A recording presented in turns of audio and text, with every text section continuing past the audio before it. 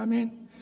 오늘 본문 지난주일 본문하고 동일합니다. 지난주일 본문을 말씀할 때 제가 처음에 이렇게 말씀드렸습니다. 이 본문은 로마서 최종 결론이 아니고 사도 바울이 문안 인사까지 다 했다가 문안 인사까지 마쳤는데 편지를 마무리하지 않고 또 한마디 할 정도로 그만큼 바울이 로마 교회 교인들에게 꼭 하고 싶었던 말이었다, 이렇게 했습니다. 그렇다면 당연히 우리가 들어야 될 말이 아니겠습니까? 이 말은 거창한 신학 이론이 아니고 삼위일체라든지 그런 신학 이론이 아니고 사도 바울이 실제로 사역을 하면서 겪었던 경험 가운데 교회를 위해서 가장 필요한 교훈, 그것을 마지막으로 권면해 주셨습니다. 그게 무엇이었는가 하면은 바로 거짓 교사들에 대한 경계였습니다. 이게 왜 중요하게 바울이 꼭 들어야 될 말인, 꼭 해야 될 권면이었는가 하면은 교회를 보호하기 위해서, 교회를 지키기 위해서라던 것입니다. 바울이 개인적인 고난과 핍박을 사람들 찾아가면서 하소연했던 것은 아닙니다. 그러나 이 거짓 교사들이 이 거짓 교훈을 퍼뜨릴 때마다 바울은 한 번도 빠지지 않고 적극 개입해서 해명하고 거짓 교사들의 잘못된 것을 지적하고 그리고 바울이 막았었던 것입니다. 그래서 바울이 로마서 편지를 다 쓰고 이게 마지막으로 꼭 해주고 싶었던 말, 바로 그 마지막 권면인데, 그리고 오늘 이 마지막 권면의 후반부를 우리가 같이 한번 살펴보도록 하겠습니다. 자, 19절 앞부분입니다. 너희의 순종함이 모든 사람에게 들리는지라. 자, 이 로마 교회 교인들에게 칭찬하는 거죠. 그리고 난 다음에 로마 교회 교인들이 이 순종함을 듣고 바울도 굉장히 기뻤다라고 말을 하고 있습니다. 자, 벌써 결론적으로 말씀드리자면은 이 로마 교회 교인들이 순종했던 것, 이 순종만 있어도 거짓 교사들은 교회에 발을 붙이지 못합니다. 왜? 이 순종은 복음에 대한 순종이거든요. 하나님 말씀에 대한 순종입니다. 거짓 교훈에 대한 순종이 아니고. 그래서 복음, 하나님의 말씀에만 순종하면은 자연적으로 거짓 교훈들은 발붙일 틈을 찾지를 못하게 되는 것입니다. 그래서 바울이 이 거짓 교훈을 말하고 난 다음에 로마 교회 교인들, 당신의 순종함이 있기 때문에 좀 해석하자면 그래도 앞으로 거짓 교사들이 들어오기는 힘들 것이다, 이 순종함을 계속해서 지켜라, 이런 의미가 있는 것입니다. 자, 이 순종이라는 것은 우리가 신앙생활 하는데 가장 중요한 기초 중의 기초 아닙니까? 자, 보십시오. 여러분, 하나님께서 역사하실 때 하나님께서 우리 없이 사람을 통하지 않고도 역사하시는 경우가 종종 있습니다. 가장 대표적으로 뭡니까? 천지 창조할 때는 하나님은 하나도 사람을 통하지 않고 하나님 혼자 단독자로서 다 창조를 했습니다. 그리고 난 다음에 하나님께서 중요한 사역을 할 때 하나님께서 단독자로서 사역하실 때도 있지만 사람을 창조한 이후부터는 많은 경우에 사람을 통해서 하나님의 일이 일어나게 했던 것입니다. 하나님께서 단독적으로 할 수 있음에도 불구하고, 자, 그러면 하나님이 사람을 통해서 하나님 일이 나타나게 할 때 제일 중요한 건 뭡니까? 사람이 하나님 말씀에 순종해야 되죠. 그러니까 우리가 순종하지 않는다면은 하나님의 일이 우리를 통해서는 나타나지 않습니다.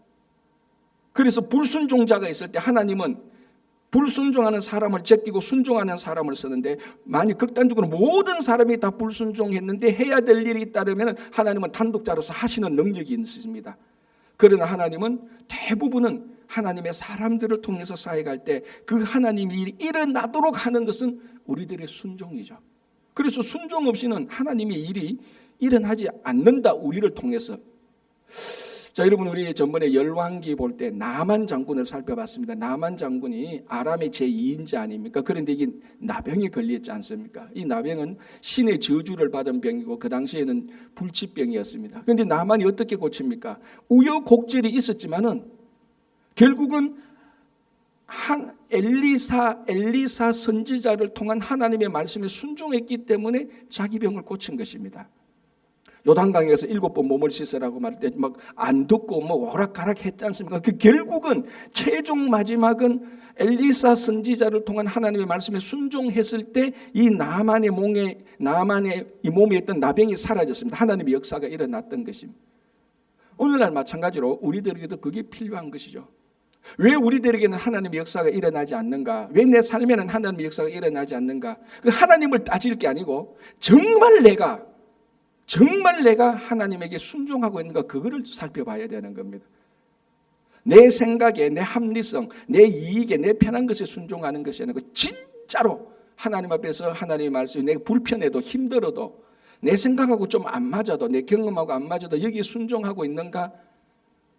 성경은 우리가 하나님의 말씀에 순종할 때 하나님의 일이 일어나지 않는 적은 없었습니다. 반드시 일어났던 것이.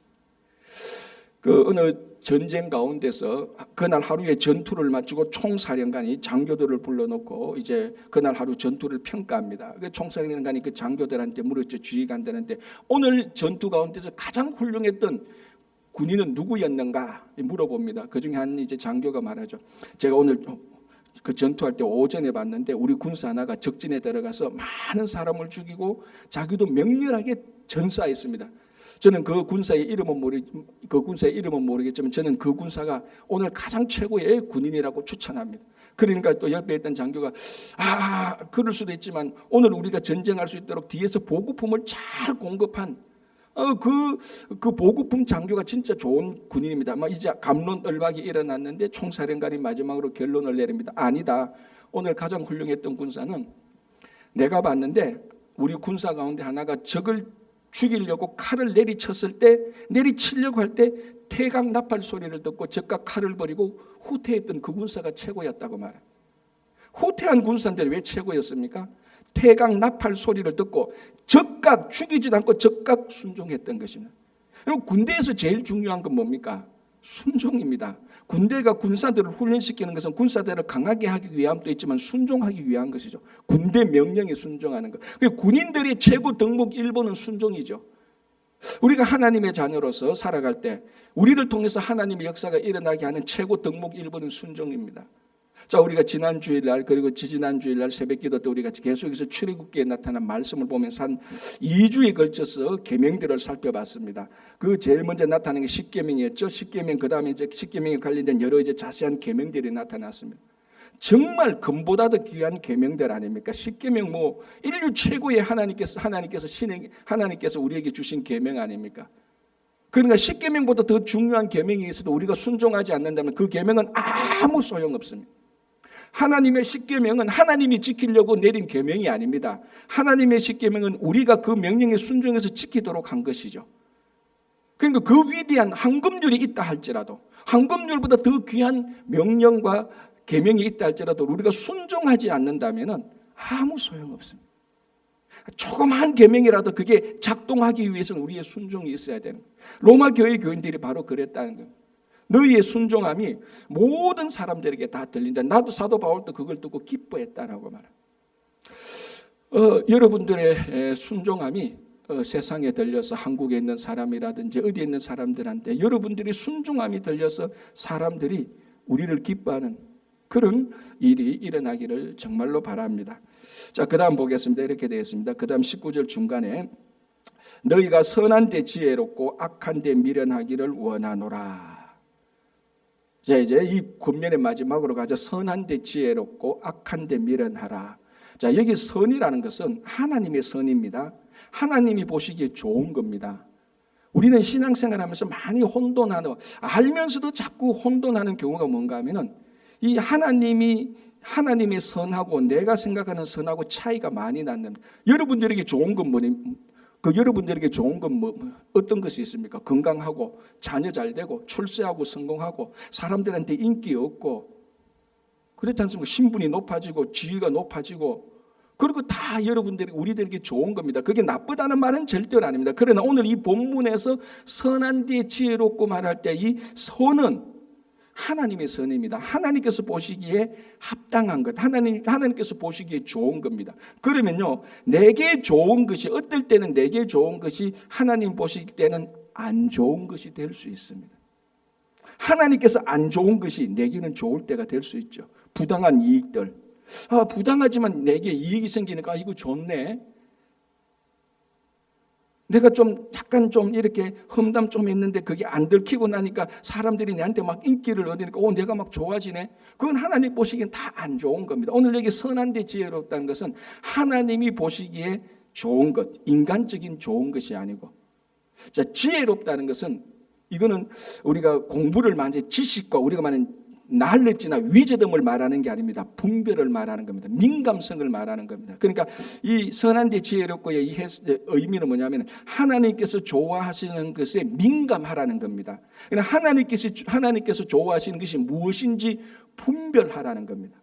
우리는 본능적으로 내게 좋은 것은 분별 안 해도 본능적으로 다 아는 겁니다. 그러나 오늘 이 말씀은 하나님께서 좋아하시는 것이 무엇인가, 그것을 이제 분별하라, 이렇게 우리들에게 말을 해주고 있는 것입니다. 자, 출애굽기 23장 2절을 보면요, 어떻게 되어 있는가 하면요, 이렇게 되어 있습니다. 이것도 우리 지난주 봤는데 출애굽기 23장 2절에 다수를 따라 악을 행하지 말며 송사의 다수를 따라 부당한 정언을 하지 말며 되어 있습니다. 자, 우리는 민주주의에 살고 있습니다. 민주주의가 어느 것이 옳으냐 또는 어느 것이 좋으냐라고 결정할 때, 갑론을박이 있을 때 반드시 우리는 어디에 따라서 선과 악을 결정합니까? 우리는 투표를 합니다. 투표를 해서 다수가 좋으면 그게 좋은 것을 우리는 받아들입니다. 우리는 그렇게 교육을 받았고, 우리가 민주주의 살 때는 대부분이 그렇게 다 우리는 결정을 하는 겁니다. 자, 이 다수에 따라 결정하는 것이 나쁘다, 민주주의가 나쁘단 말은 절대로 아닙니다. 그러나 많은 경우에 다수의 결정이 진짜 하나님 보시기에 좋은 것이 될 수 있을까요? 세상 사람들은 그렇게 말하셨지만 하나님을 경험했던 우리들은 그게 아니라는 것을 너무나 잘 알고 있습니다. 가장 쉽게 예수님께서 십자가에 달려졌을 때 모든 사람이 다 예수를 십자가에 못 박아서 죽여라고 그랬습니다. 다수가 아니죠. 절대 다수죠. 그 절대 다수가 다 옳았습니까? 절대 다수가 다 틀린 겁니다. 민주주의식으로 말하면 그거 다 틀린 거죠. 그래서 오늘 뭐라고 말합니까? 다수에 따라서, 계명이 뭐냐, 다수를 따라 악을 행하지 말라. 여러분, 다수가 하는 건 악이 아니에요. 선이에요. 민주주의에서는. 그러나 하나님의 계명입니다. 너희가 다수를 따라서, 다수가 다 옳다고 하더라도 그게 악이면은 악을 따라가지 말라고. 그 같은 맥락으로 송사의 다수를 따라 부당한 정언을 하지 말라. 그러니까 이 다수 민주주의에 사는 우리는 많은 사람이 말하고 행동하고 결정하는 것이 옳은 것이다, 그것이 선한 것이라고 하는 함정에 늘 우리는 위태롭게 놓여 있는 것입니다. 여러분, 우리 열왕기 공부할 때 여러분 혹시 기억나실지 모르겠지만 아합과 여호사밧, 북이스라엘의 아합 왕과 남유다의 여호사밧 왕이 연합해서 아람 왕과 전투했던 적이 있습니다. 기억납니까? 예, 오래전인데, 자, 이때 아람 사람의 길르앗 라못을 두 장군, 두 군사가 그냥 아주 독특하게 남유다와 북이스라엘이 연합해서 아람과 싸울 때, 전쟁하러 나가기 전에 여호사밧이 아합 왕에게 뭐라고 요구합니까? 야, 우리가 전쟁하러 가기 전에 선지자들한테 물어봐야 되지 않느냐? 아합은 그런 생각이 전혀 없습니다. 그 여호사밧 왕이시여, 그래도 우리 물어봐야 되지 않습니까? 이 나라에는 선지자가 없습니까? 그러니까 우리도 선지자 있다는 겁니다. 그래서 몇 명을 데리고 옵니까? 400명을 데리고 와요. 그 400명 한 명 한 명 물어본 건 아니지만 그 400명한테 물어보니까 전부 다 다수가 뭐라고 말합니까? 왕이여, 올라가소서. 하나님께서 길르앗 라못을 왕의 손에 붙일 것이다. 다수가 다 그렇게 말합니다. 그러니까 아합 왕이 뭐라고? 이 400명 불러오는데 한 명도 반대하지 않고 다 올라가라고 하지 않습니까? 올라갑시다. 왜? 이 둘이가 서로 사돈간이거든. 우리 말은 사돈, 올라갑시다. 보시오, 우리 400명 선지자 올라가라고 하지 않습니까? 근데 올라가려고 할 때 여호사밧이 또 묻습니다. 이게 답니까? 진짜 더 없습니까? 라고 묻습니다. 근데 아합이 아니, 한 사람 있는데 들을 필요 없다고. 그 사람은 늘 내한테 안 좋은 얘기만 한다고. 그러니까 여호사밧 그래도 들어봅시다 했는데 그 선지자가 누굽니까? 미가야라는 선지자. 미가야 데리고 오니까 미가야가 비꼬면서 말하겠죠. 하도 화가 났던지, 왕이시여, 올라가시오. 하나님께서 주실 것이요. 비꼬듯이 말한 겁니다. 그러니까 아합이 여호사밧한테 보라고, 저 비꼬는 말투 보라고. 그러면서 이제 미가야가 뭐라고 말하니까 왕이시여, 올라가시면 당신 죽습니다라고 말을. 그런데 400명의 선지자가 다수가 올라가라고 말하니까 아합과 여호사밧이 하나님의 뜻이 다수에 있는 줄 알고 미가야의 말을 뿌리치고 전쟁하러 갑니다. 그래서 어떻게 됩니까? 그 전쟁에서 아합이 죽어요. 아합은 자기가 살라고 왕으로 변장 안 합니다. 일반 군사로 변장해서 전쟁하러 갔는데 아람 군사하고 무심코 쏜 화살이 아합에게 맞아서 그 전쟁에서 죽습니다. 자, 하나님의 선한 것, 하나님의 옳은 게 뭡니까? 다수입니까? 자, 여러분 오해는 하지 마시고 목사님은 다수 결정을 그렇게 싫어하나? 그게 아니에요. 그러나 다수의 결정에 하나님이 선한 것이 없을 수도 있다는 것을 우리는 늘 염두에 둬야 합니다. 계명이 그렇고 역사가 그렇다는 겁니다. 자, 하나 더 볼게요. 출애굽기 23장 5절, 바로 23장 2절 다음에 23장 3절, 바로 그 구절에 우리가 지난주 새벽에 함께 나눈 건데 이런 구절이 있습니다. 가난한 자의 송사라고 해서 편벽되이 두둔하지 말자라. 무슨 말입니까? 가난한 자의 말이 다 옳은 게 아니다라는 겁니다. 우리 한국 사람들은 정이 많아서 가난하고 약한 자의 편을 드는 경향이 있습니다. 그게 나쁘다는 건 아닙니다. 우리는 긍휼이 많기 때문에 똑같은 사람이 말할 때 약한 자가 말하면 그 점수를 더 주는 경향이 있습니다. 우리는 특별히 한국 사람은 더 그게 많죠. 그러나 계명을 볼 때는 뭡니까? 가난한 자의 송사라고 해서 편벽되이 편견을 가지지 말고 똑바로 봐라. 하나님의 선과 하나님의 진리가, 하나님의 옳음이 항상 가난한 자에게 있습니까? 그렇지 않습니다. 물론 성경은 가난한 자를 우선적으로 사랑하라 그랬습니다. 여러분, 우리가 가난한 자를 긍휼되이 여기고 우선적으로 사랑하는 것하고 가난한 자의 말이 옳다고 하는 것은 분별할 줄 알아야 되는. 가난한 자는 우선적으로 긍휼해야 돼요. 먼저 사랑해야 돼요. 그러나 그 입에서 나오는 말이 다 하나님이 옳은 것이다. 천만의 말씀. 제가 늘 얘기하지 않습니까? 충격받은 사건, 서울역의 노숙자들 얘기해요. 90%가 다 거짓말이에요. 그 사람들. 사회에서 가장 약자들이 하는 얘기 들어보면요, 전부 다 모함하고 불평하고 그런 것밖에 없다. 가난한 자의 말인데. 자, 오늘 말합니다. 선한 데 지혜로워라는 것은 하나님의 선이 무엇인가? 우리가 이것을 분별하는 데 있어서 세상에 많은 방해물이 있습니다. 다수의 결정, 가난한 사람들의 결정, 아니면은 때로는 내게 친한 사람의 말, 그게 다 진리입니까? 아니지 않습니까, 여러분? 여러분, 저도 배우자가 있습니다. 여러분도 다 배우자가 있어요. 배우자의 말이 다 진리입니까? 아닙니다. 내 배우자에게도 제 아내에게도 내가 말하는 말이 진리가 아닐 때가 있습니다. 그러니까 이 선한 데 지혜로운 것은 하나님의 선이 무엇인가에 대한 확실한 분별을 하라는 겁니다. 자, 오늘날은 지식과 지혜가 엄청 발전했습니다. 이 율법이 나올 때 3,500년 전하고 비교할 수 없을 정도로 우리는 지혜와 지식이 있어서 판단할 수 있는 근거가 너무너무 많습니다. 그렇다고 해서 우리가 이 시대에 하나님의 선을 더 잘 분별합니까? 그렇지 않습니다. 오히려 이런 지식과 지혜가 우리가 하나님의 선이 무엇인지 분별하는 데 훨씬 더 방해가 되는 겁니다. 지난주에 제가 통계를 봤는데요. 이건 한국 통계입니다. 지금 한국 사람이 하루에 동영상 시청하는 평균 시간이 얼마인 줄 아십니까?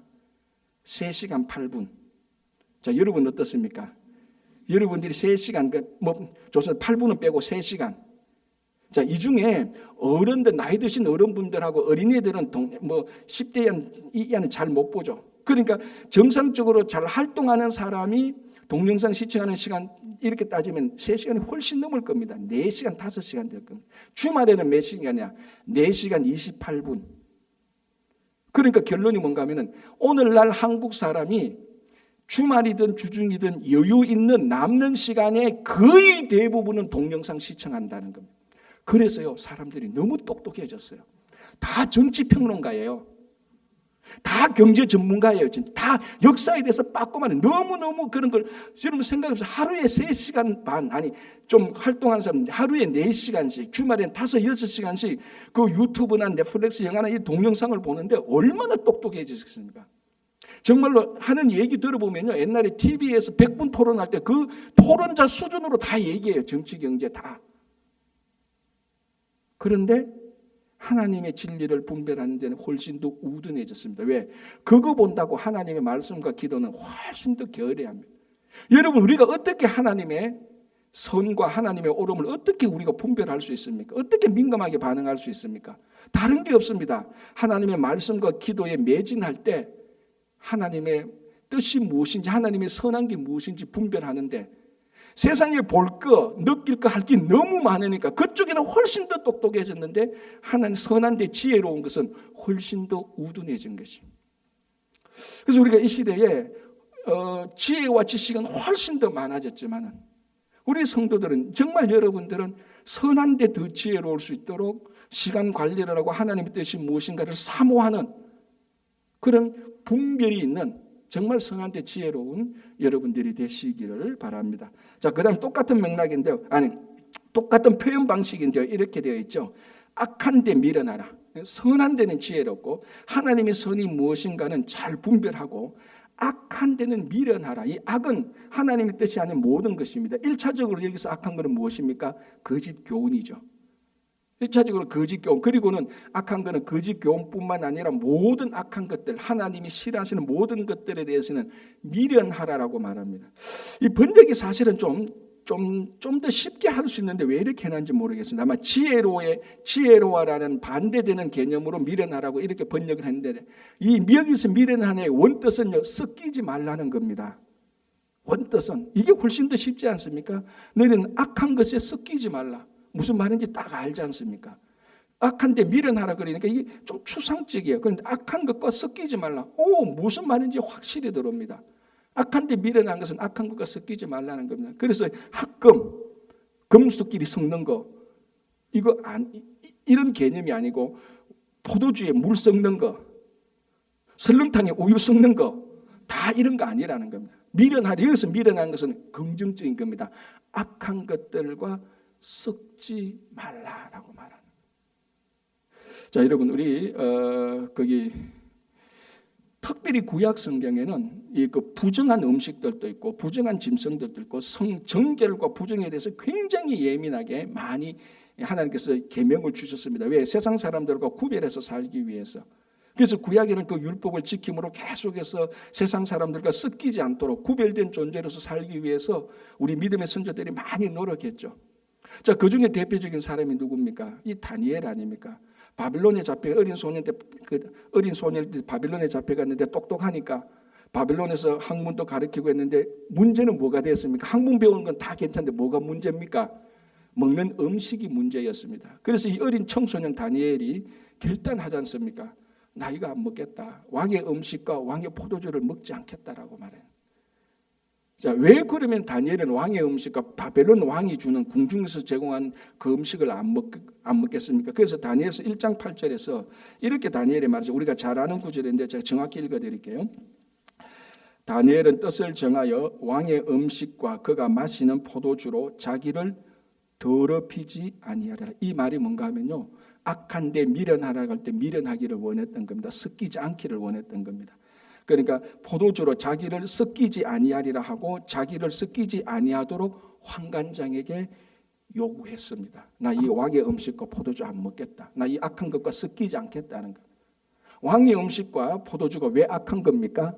이게 두 가지입니다. 첫 번째는요, 이게 그 음식들 가운데 레위기 율법에서 먹지 말라고 하는 부정한 음식 분명히 들어 있었을 겁니다. 바벨론은 왕 먹는 거, 그 왕이 좋아하는 거 다 줬으니까. 그러니까 그 음식 가운데 하나님의 계명에 어긋나는 음식이 있었기 때문에, 그게 부정한 것이기 때문에, 넓게 악한 것이기 때문에 다니엘은 섞이지 않으려고 거절한 거고요. 두 번째는 뭡니까? 대부분의, 특별히 왕에게 드린 것은 바벨론 신, 느보 신에게 드렸다가 나오는 겁니다. 전형적인 구약시대의 우상숭배한 음식이지 않습니까? 그래서 우상숭배에 들어갔다가 나온 음식을 먹는 것은 우상과 동일하는 그런 의미가 있습니다. 그래서 다니엘이 그것을 알고 안 먹겠다. 자기를 악한 것과 섞지 않겠다. 이게 오늘 사도 바울이 말할 때는 악한 데는 미련하라는 그런 의미가 되는 것입니다. 자, 여러분, 우리가 살고 있는 이 시대에, 특별히 미국 시대의 여러분, 미국의 가장 큰 특징이 뭡니까? 우리가 잘 아는 대로 다원주의 아닙니까? 그죠? 인종도 다양하고, 민족도 다양하고, 문화도 다양하고, 다 굉장히 가장 다양한 게 많은 게 이 미국입니다. 이 다양성이 부정적으로 작동하면 혼합되어 버리는 겁니다. 그래서 미국이 혼합된 것이 굉장히 많죠. 이게 우리들에게 흔히 하는 말로 뭔가 하면 이게 바로 종교 혼합주의입니다. 그래서 이 종교 저 종교 막 섞어버리죠.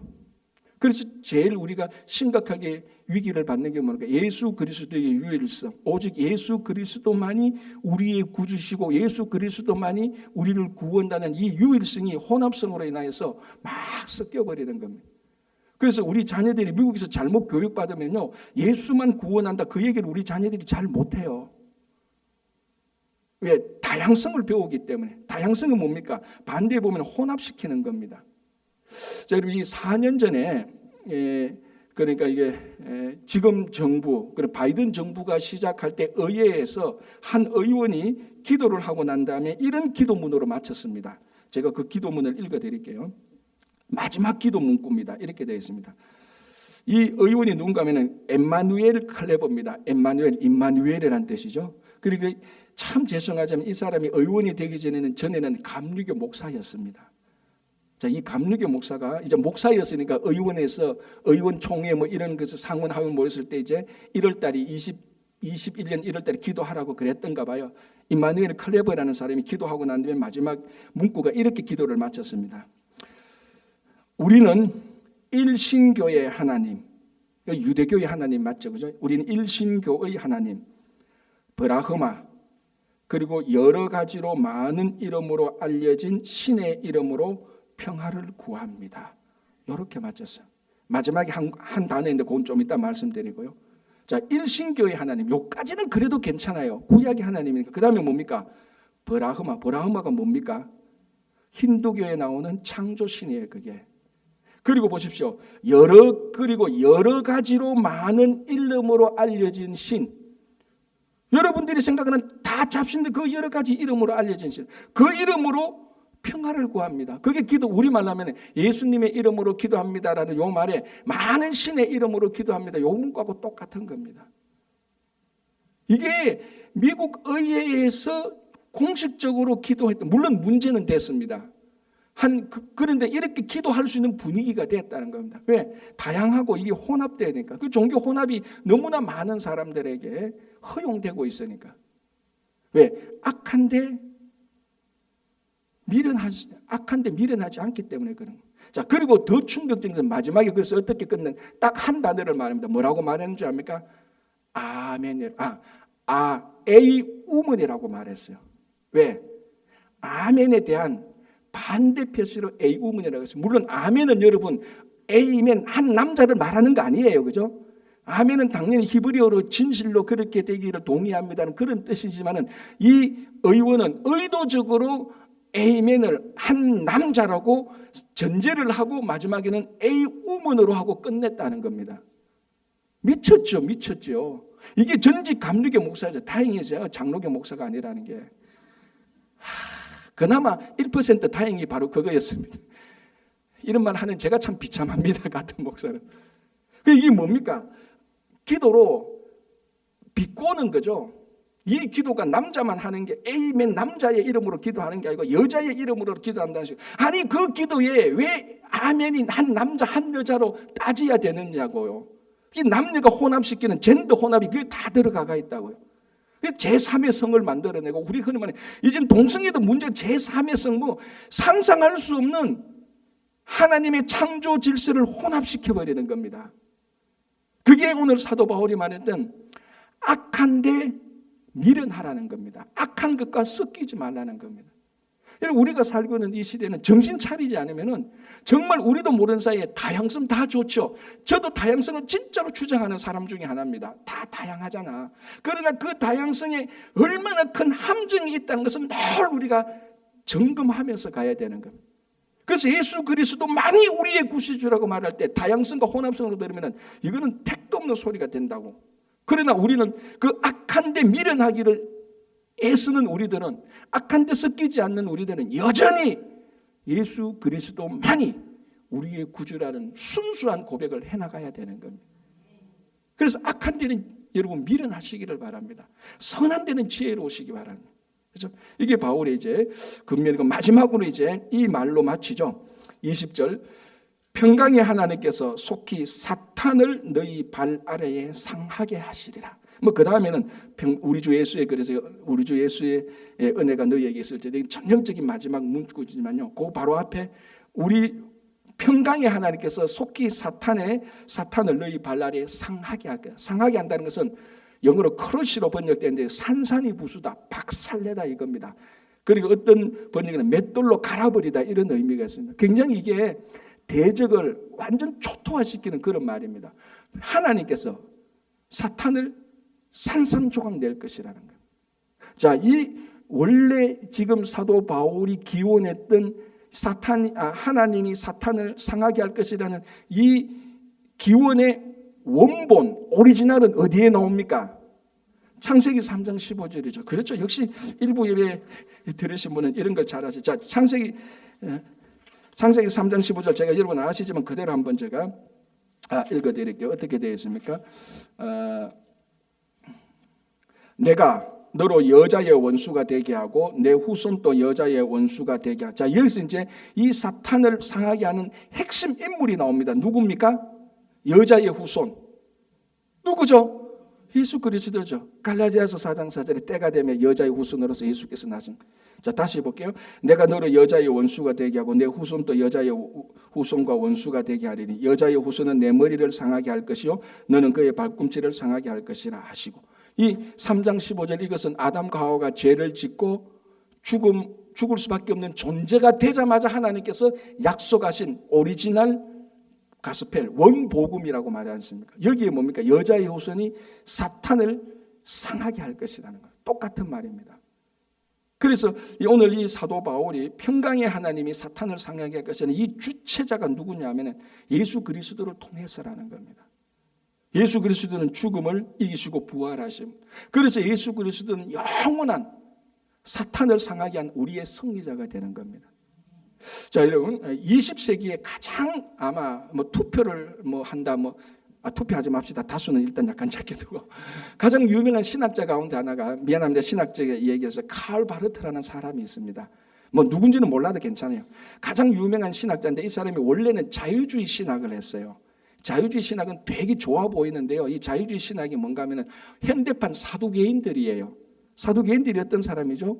영적인 것을 안 믿었잖아요. 이 자유주의 사람은 영적인 것을 안 믿어요. 기적도 안 믿고 부활도 안 믿고 성경이 하나님의 말씀이라는 것도 안 믿어요.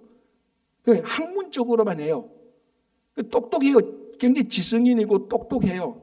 그런데 영적인 것을 안 믿어. 부활도 기적도 안 믿고 이 성경이 하나님의 말씀 것을 안 믿는 이게 자유주의 신학자인데 칼 바르트라는 가장 뛰어난 인물이 처음에는 그걸 믿었다고. 그런데 결정적인 삶이 바뀌는 사건이 하나 생깁니다. 그게 독일 남서부의 밭볼이라는 곳에 가서 요한 크리스토프 블룸하르트라는 사람을 만나게 돼요. 그래서 우리가 보통 이제 블룸하르트를 가는데 이 블룸하르트라는 사람을 만나고 그 사람의 이야기를 듣고 그 사람의 경험에 동참하게 되고 그 사람의 책을 읽으면서 이 자기가 가진 자유주의는 이거 아무런 쓸데없구나. 아무런 능력도 발휘하지 못하구나. 그래서 그걸 진짜 휴지종처럼 버리고 완전히 지금 우리가 가지는 이 신앙생활로 돌아와서 20세기 가장 유명한 이제 신학자가 됩니다. 자, 그러면은 이 바르트가 블룸하르트라는 사람하고 만든 도대체 그 블룸하르트라는 사람이 어떤 인물이기에 이 바르트라는 인물이 변화됐느냐? 자, 이 블룸하르트라는 사람이 32살 때 독일의 머티랑기라는 곳에 이제 파송받아서 목회를 하러 가게 됩니다. 조그마한 시골 마을인데 거기에 세 자매가 살고 있는데 큰 언니가 고트리히라는 언니예요. 그런데 이 언니가 귀신 들려서 정신병에 걸린 거예요. 그리고 둘째 게오르게, 셋째 카탈리나. 처음에는 괜찮은데 한 2년 지나면서 둘째도 셋째도 다 귀신 들리는 거예요. 그래서 이 블룸하르트라는 이 목사님이 2년 동안에 그 자매를 고치기 위해서 기도하고 우리말로 영적 전쟁을 벌이는 거죠. 기도하면 또 어떨 때는 가서 고함도 지르고 조그만 마을에 교인들이 많이 없으니까 거기에 이제 시간을 낼 수 있는 거죠. 가서 막 이제 목회를 하는데 1843년 12월 27일 밤에 씻을 수 없는 잊을 수 없는 영적 대전투가 그 고트리의 막내 고트리의 동생 카탈리나하고 블룸하르트하고 그날 밤에 대판 영적 전쟁이 일어납니다. 밤새도록 전쟁이 일어나요. 그때 기록을 해놓은 것이 블룸하르트 보고서인데 한때는 이게 대외 비밀로 붙여졌어요. 왜? 이야기가 너무 충격적이어서. 그러면 이제는 다 해체되어서 책으로 다 나왔으니까 그때 블룸하르트가 그때 일어났던 그 기록을 이렇게 기록하고 있습니다. 제가 약간 좀 읽어줄게요. 앞부분은 좀 생략하고요. 그러니까 소녀, 즉 카탈리나, 고트리의 막내 동생, 이도 귀신 들려서 있었거든요. 그 정신병이 들린 게 광란하고 발작하고 그런 여자였어요. 그러니까 소녀, 즉 카탈리나에서 목에서 몇 번이나 아마도 15분 정도 계속하였을까 절망의 부르짖음이 터져 나왔다. 마치 집이 무너져 내리는 것 같은 무서운 괴성이었다. 나는 그보다 더 무서운 것을 생각해 본 적도 없다. 귀신이 그러니까 엑소시스트 영화처럼 그대로 발작을 하는 거예요. 자, 그리고 이제 좀 생략하고 드디어 가장 감동적인 순간이 왔다.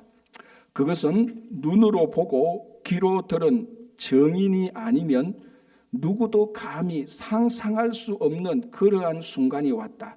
새벽 2시에 소녀는 의자에 앉아 머리와 상반신을 뒤로 젖히고 있었다.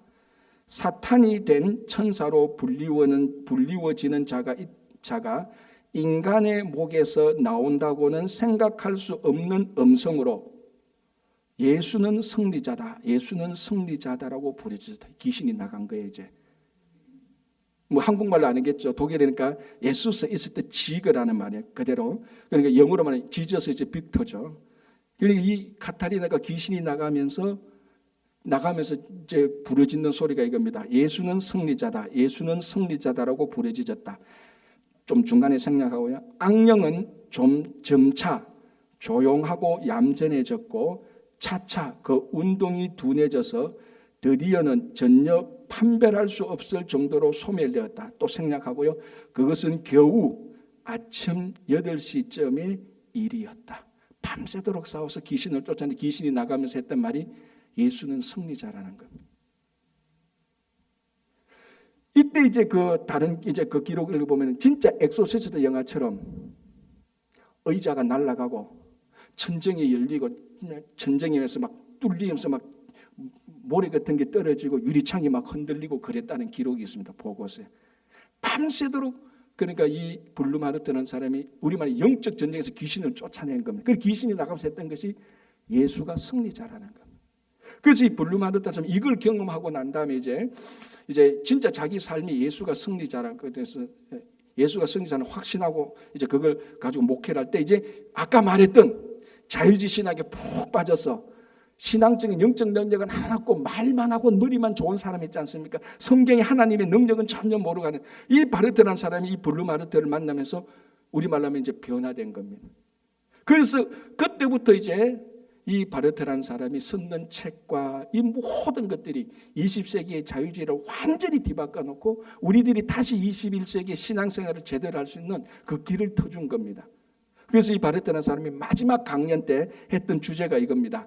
자기가 고백합니다. 내 인생의 모토는 예수님이 승리자였다는 겁니다. 여러분 이게 오늘 우리들의 인생의 모토가 돼야 되는 것 아닙니까? 여러분 만약에 예수가 우리 인생의 주님이고 그 주님이 승리자가 아니라면은 우리가 굳이 아침 일찍 일어나 나와가지고 뭐 예배 드릴 필요가 뭐 있으면 결국은 우리가 패배하고 말 건데 지금 우리가 패배하고 우리가 지금 낙담되고 우리가 지금 좀 앞길이 막막한다 할지라도 궁극적인 승리자는 예수님이기 때문에 죽음까지도 이기고 사탄까지도 다 크러쉬 산산이 조각내는 그 예수 때문에 예수의 승리가 우리의 승리라는 것을 확신하기 때문에 그게 우리 인생의 모토가 되기 때문에 이 아침에도 나온 것 아닙니까?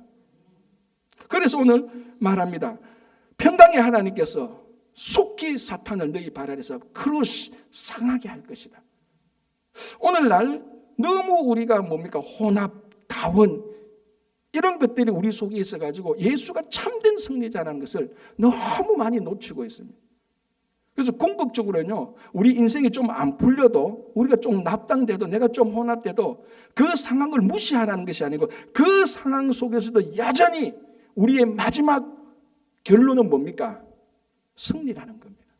여러분 죽음까지도 승리하신 예수 그리스도께서 우리의 삶 속에 일어나는 것을 승리로 이끌지 못할 게 어디 있습니까? 여러분 우리 삶 속에서 일어나는 최종 마지막은 죽음입니다. 그 죽음을 이기신 예수 그리스도께서 죽음보다 못한 패배를 못 이길 것이 없지 않습니까?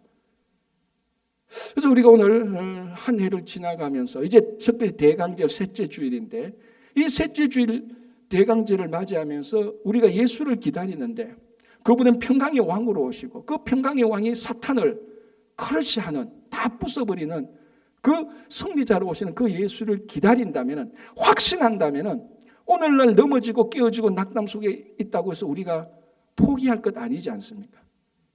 그래서 원래 이 연말이 지나가기 전에 성탄절 기다리는 대강절 셋째 주일에 우리 모두의 인생의 목표가 예수가 승리자라는 것에서 한치도 지워지지 않고 물러서지 않고 승리하는 삶을 사시기를 바랍니다. 기도하겠습니다. 하나님 아버지 감사합니다. 예수가 승리자다. 예수가 승리자라고 고백한 그 고백이 우리의 영원토록 인생의 고백이 되게 하여 주시옵소서. 죽음까지도 이기신 예수 그리스도께서 지금 우리 삶에 있는 여러 가지 문제들, 낙담들, 포기된 것들 다 이길 수 있다는 확신 속에서 그분이 이 땅에 오시는 이 대강제를 맞이하는 저희들에게 그 승리에 대한 희망과 확신을 더하여 주시옵소서. 감사하며 예수님 이름으로 기도합니다.